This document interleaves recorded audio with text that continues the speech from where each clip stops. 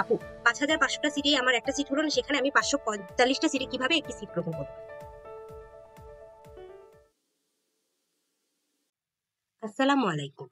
আমি আজমাইন তালুকদার অবনী, বর্তমানে অধ্যয়নরত রয়েছি দ্বিতীয় বর্ষ Shaheed Suhrawardy medical college dental ইউনিটে।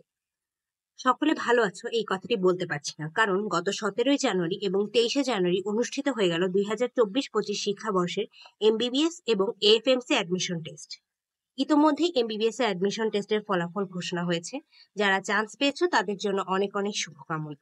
মূলত যারা সিদ্ধান্ত নিয়েছো আগামী 28শে ফেব্রুয়ারি অনুষ্ঠিত ডেন্টাল অ্যাডমিশন টেস্টে পরীক্ষা দেবে, তাদের প্রস্তুতি সম্পর্কে আজকের এই ভিডিওটি করা। ডেন্টিস্ট্রি বর্তমানে পুরো বিশ্ব, এমনকি বাংলাদেশের জন্য অন্যতম সফলতম একটি ক্যারিয়ার সেক্টর। তাই এমবিবিএস ভর্তি পরীক্ষায় সফল না হয়েও 2022-23 শিক্ষাবর্ষে কিভাবে প্রস্তুতি নিয়ে ডেন্টাল অ্যাডমিশন টেস্টে 340তম হয়ে আমি শহীদ সোহরাওয়ার্দী মেডিকেল কলেজে পড়ছি, সেই গল্পটাই আজকে তোমাদের সাথে শেয়ার করব, এবং সেই ভিত্তিতে তোমরা কিভাবে সামনের 1 মাস তোমাদের ডেন্টাল অ্যাডমিশন টেস্টের জন্য প্রস্তুতি নিবে সেই সম্পর্কে কিছু কথা বলতে এলাম। ডেন্টাল অ্যাডমিশন টেস্টের প্রস্তুতি নেওয়ার জন্য এখন তোমাদের যে বিষয়গুলো মাথায় রাখতে হবে সেগুলো নিয়ে একটু কথা বলা যায়। সেগুলি হচ্ছে, তোমাদের এখন অবশ্যই তোমাদের এমবিবিএস চান্স মিস হওয়ার কারণ এবং সেগুলো সংশোধন করতে হবে। এরপর ডেন্টাল অ্যাডমিশন টেস্টে তোমরা কিভাবে ভালো করতে পারো সেই নিয়ে তোমাদের প্রস্তুতি নিতে হবে। এক্ষেত্রে তোমাদের অবশ্যই একটা রিভিশন রুটিন তৈরি করে এখন থেকে আগামী 26 ফেব্রুয়ারি পর্যন্ত কিভাবে ডেন্টালের জন্য প্রস্তুতি নিবে তা নিয়ে একটা রিভিশন প্ল্যান করতে হবে, এবং সর্বশেষ 28শে ফেব্রুয়ারি অনুষ্ঠিত ডেন্টাল অ্যাডমিশন টেস্টের এক্সামটি খুব ভালোভাবে দিতে হবে। এই রুটিনটা ফলো করে তোমরা যদি পরীক্ষা দিতে পারো তাহলে আশা করা যায় 28শে ফেব্রুয়ারি 545টা সিটের একটি সিট অবশ্যই তোমার হবে।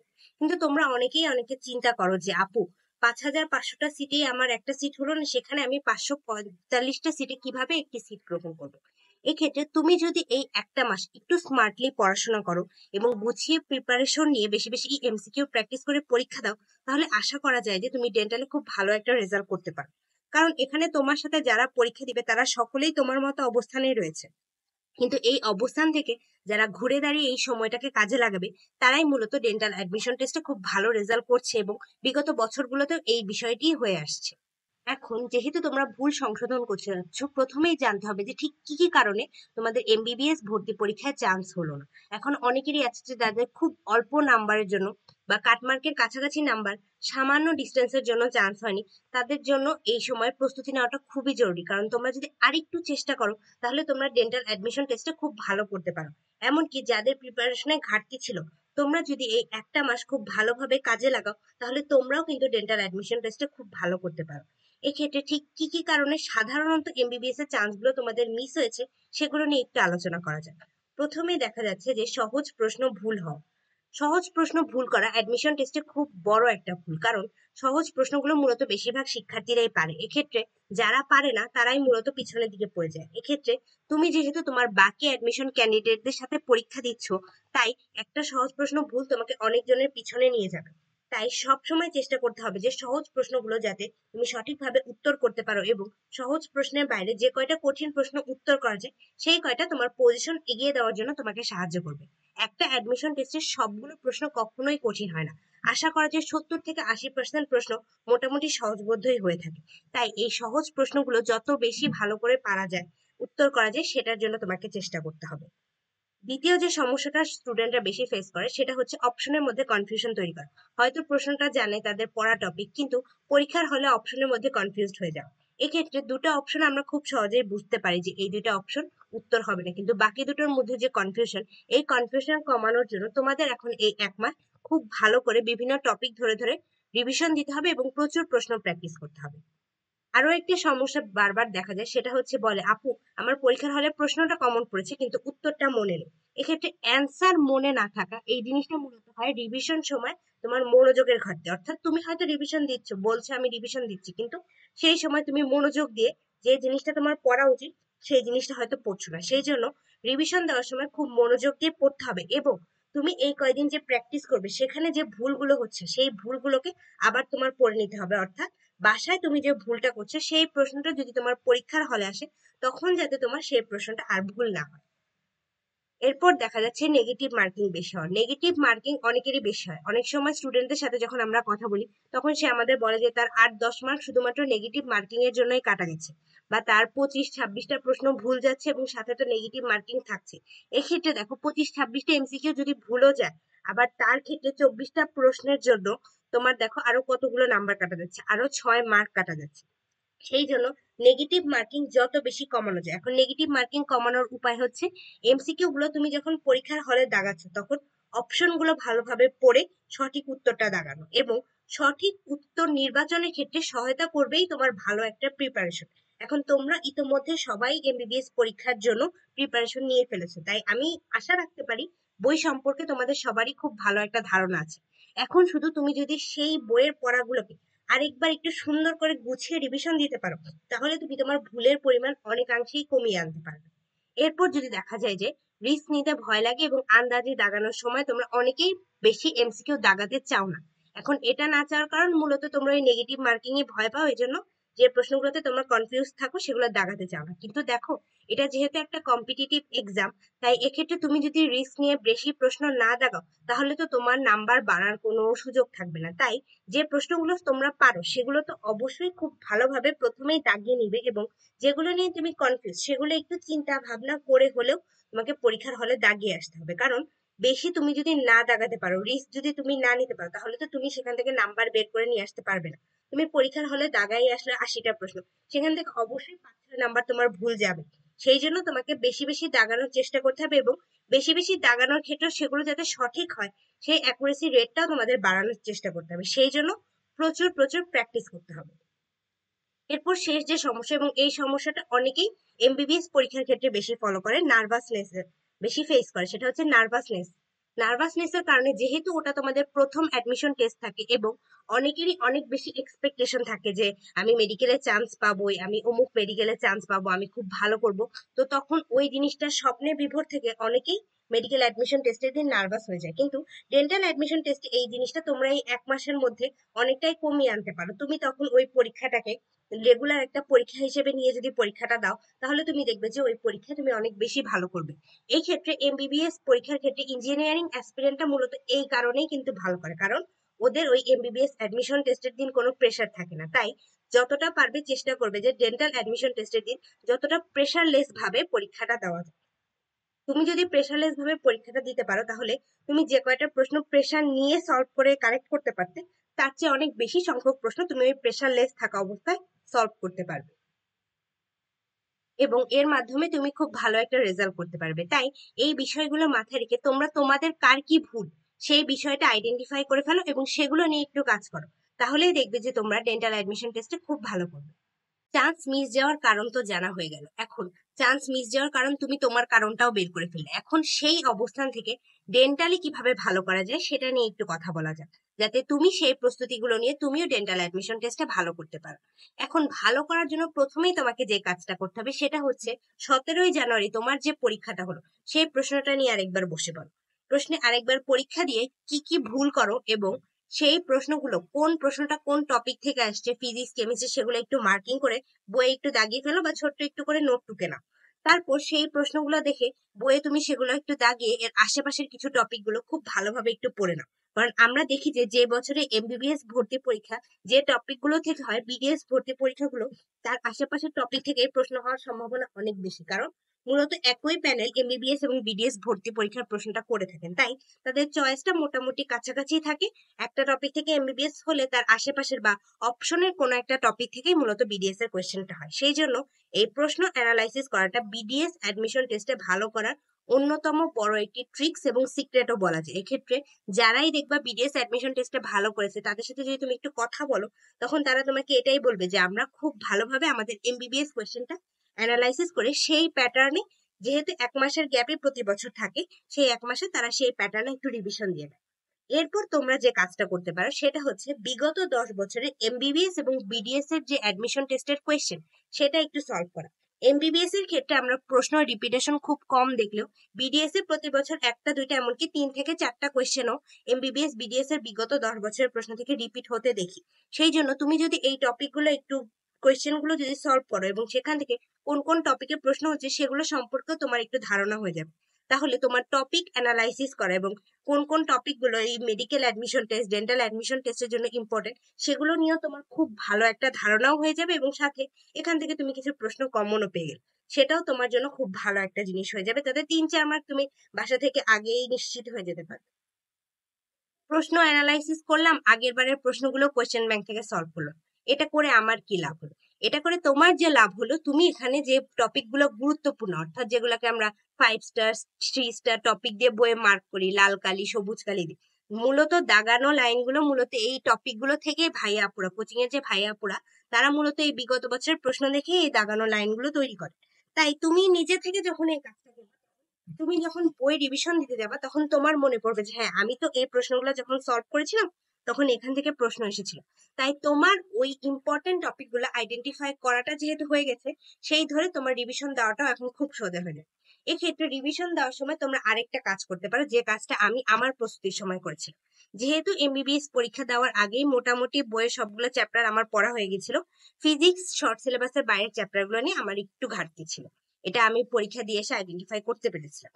তো আমি তখন করতাম, একটা চ্যাপ্টার পড়ার সময় আগে সেই চ্যাপ্টার, যেহেতু কোচিং থেকে তোমাদের সাপ্লিমেন্ট বই দেয়, সেই বইগুলো নিয়ে আগে তুমি একটা চ্যাপ্টারের কোয়েশ্চেন সলভ করো। একটা চ্যাপ্টারের সবকিছুই তোমার বারবার রিভিশন দেওয়ার প্রয়োজন হয় না।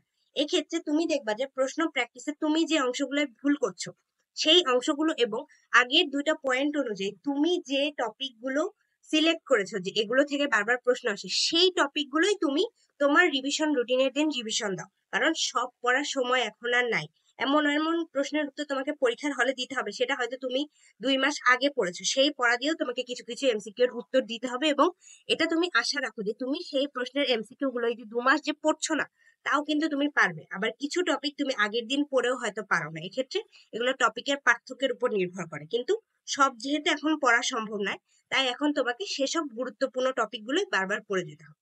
এরপর তোমার কাজ হচ্ছে অনুশীলনী প্রশ্নগুলো বারবার প্র্যাকটিস করা। এখন ফিজিক্স কেমিস্ট্রি তোমাদের বইয়ের অনুশীলনীগুলো এমন ভাবেই তৈরি করা থাকে যে একটা প্রশ্নের, একটা চ্যাপ্টারের অনুশীলনীটা যদি তুমি খুব ভালোভাবে প্র্যাকটিস করতে পারো, মুখস্থ না, প্র্যাকটিস করতে পারলে তোমার ওই চ্যাপ্টারে যতগুলো নিয়ম থাকে, যে যতগুলো নিয়ম থেকে প্রশ্ন করা যায়, সবগুলো সম্পর্কে বা সবগুলো সূত্র সম্পর্কে তোমার একটা খুব ভালো ধারণা হয়ে যায়। সেই জন্য ফিজিক্স কেমিস্ট্রি রিভিশনের খুব ভালো একটা অপশন হতে পারে তোমাদের এই অনুশীলনী। অনুশীলনী প্রশ্নগুলো খুব ভালোভাবে 2 থেকে 3 বার এই 1 মাসের মধ্যে তোমাদেরকে প্র্যাকটিস করতে হবে। এরপর যে বিষয়টা আমি বলবো, কেমিস্ট্রি ও ফিজিক্সের ছোট ছোট ম্যাথ প্র্যাকটিস করা।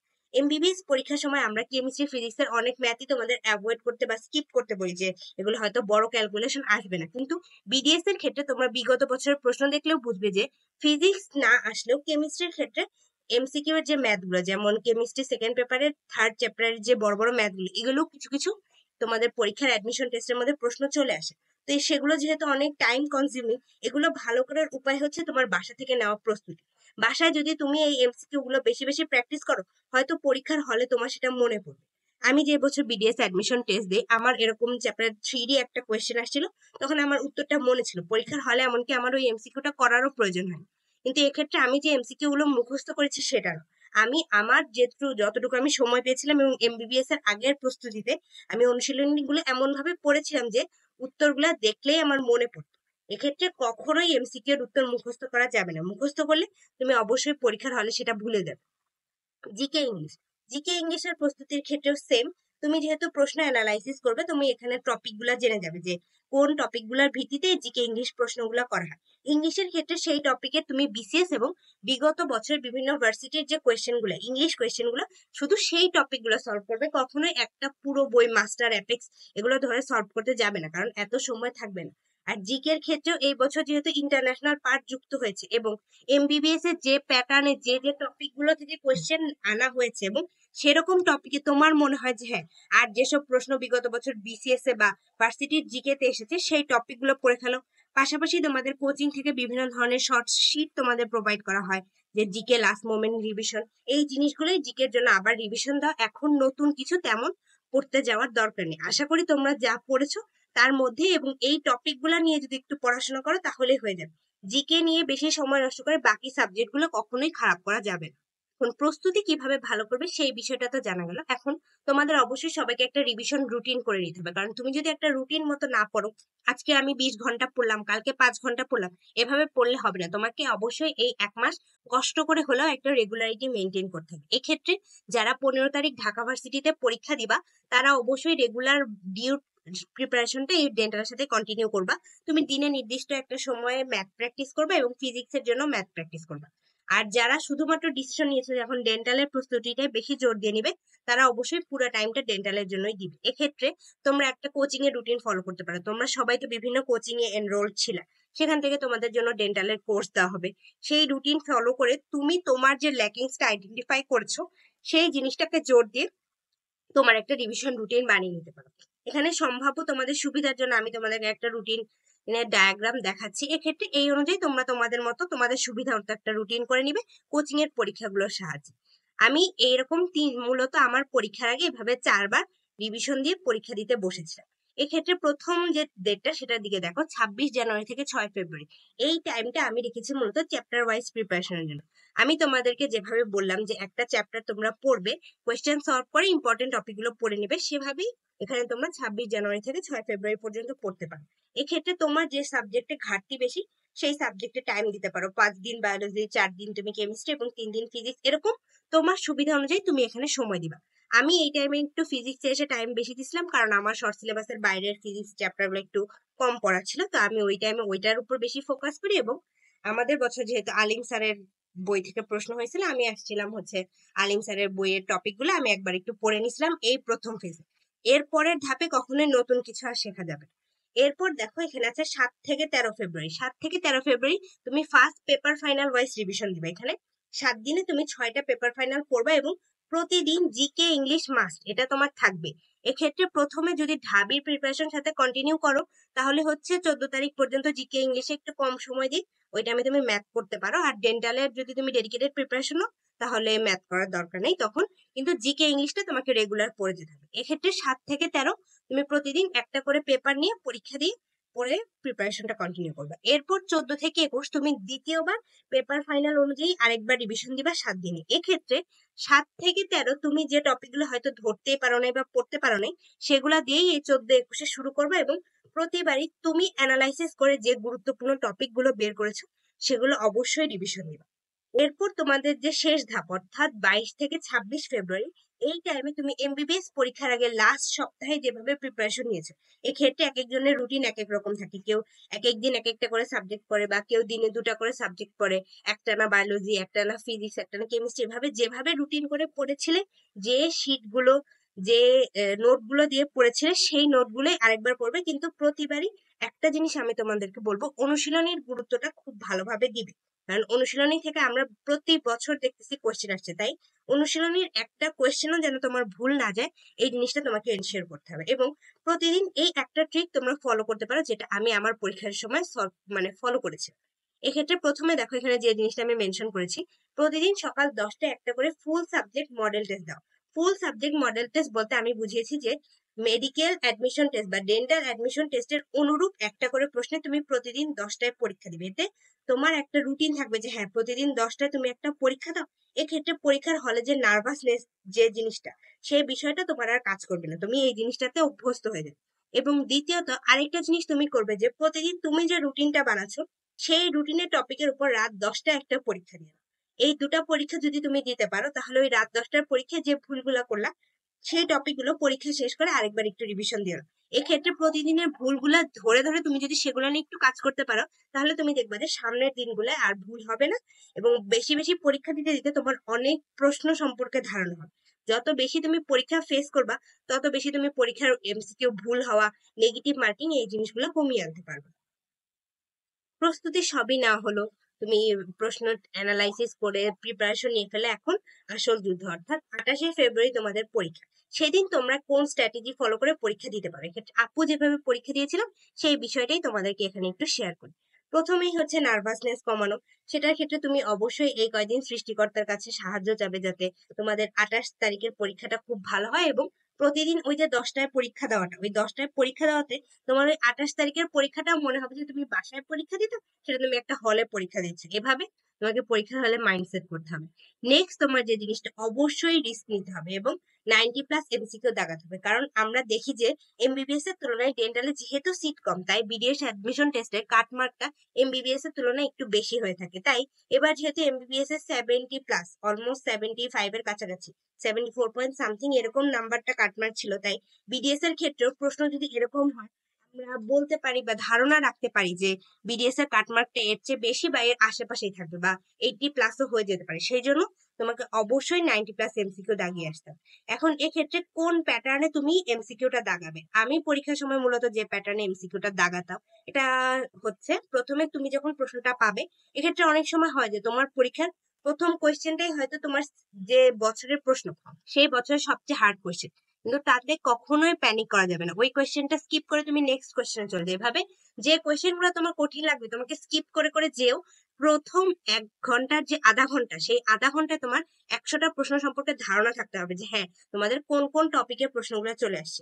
ওই ধারণা নিতে নিতেই আধা ঘন্টায় তুমি যেগুলো একদম শিওর 100% যে হ্যাঁ এগুলো আমি পারি, সেগুলো তুমি দাগাই ফেলবা। দাগাইতে দাগাইতে দেখবা যে তোমার যদি প্রিপারেশন ভালো থাকে এবং কোয়েশ্চেনও যদি ভালো হয়, তুমি আশা করি 70+ ওই প্রথম 30 মিনিটেই দাগাই ফেলতে পারো। ধরলাম তুমি 70টাই দাগাইছো, 70টা দাগানোর পর থাকলো 30টা। ওই 30টার মধ্যে এর মধ্যে তোমার ধরো 15টা নিয়েছিল হচ্ছে 50-50 কনফিউশন। এরপর তুমি ওই 15টা কোয়েশ্চেন নিয়ে এর পরের ধাপে কাজ করো যে হ্যাঁ ওই 50-50 কনফিউশন গুলো একটু ভেবে এরপরে ওই 15টা দাগানো। তারপর ধরে নিলাম যে 10টা আসছে একটু ম্যাথ বা তোমার একটু মনে আছে বেশি হচ্ছে কনফিউশন ছিল, 50-50টা তুমি তার আগে দাগালে। এরপর হচ্ছে 75%, 25% এরকম যে কনফিউশন এবং ম্যাথ গুলা দাগাবা। এগুলা দাগানোর পর শেষে হয়তো তোমার 5টা কোয়েশ্চেন থাকলো, ওখান থেকে তুমি দাগাতে পারলে 5টার 1-2টা দাগাও বা চাইলে 95টা দাগায় চলে আসতে পারো। কিন্তু এই প্যাটার্নেই তোমাকে ওই ডেন্টাল অ্যাডমিশন টেস্টের 28 তারিখে পরীক্ষায় দাগাতে হবে। এই জিনিসটাই তোমাদেরকে আমি এই লাইনে আবার আলাদা করে লিখে দিচ্ছি যে প্রথমে কনফিউজিং কোয়েশ্চেন দাগাবা শিওর গুলার পর, তারপর তুমি বড় ম্যাথ আনকমন গুলা দাগানোর ক্ষেত্রে। এখন বড় ম্যাথ কিছু কিছু আছে, ওই আমি যেমন অনুশীলনী কোশ্চেনের সময় শেয়ার করলাম যে অনুশীলনী তুমি যদি এখন 3 থেকে 4 বার প্র্যাকটিস করো, তুমি দেখবা যে পরীক্ষার হলে তোমাকে হয়তো ওই ম্যাথটা নাও করার প্রয়োজন হতে পারে। আর আনকমন কোয়েশ্চেনের ক্ষেত্রে হয়তো তোমার মনে হচ্ছে যেটা হতে পারে, সেই এমসিকিউ গুলো আমি বলবো যে দাগায় আসো। কারণ দাগাতে তো ক্ষতি নেই, তুমি তো আর দ্বিতীয়বার এই পরীক্ষাটা দেওয়ারই সুযোগ পাবা না, তাই যতগুলা পারবা দাগায় আসবা। এখন কনফিউশনের জন্য যদি নেগেটিভ মার্কিং হয়, তবুও তোমাকে চেষ্টা করতে হবে। এখন সবগুলাই নিশ্চয়ই তোমার কনফিউজিং ভুল হবে না।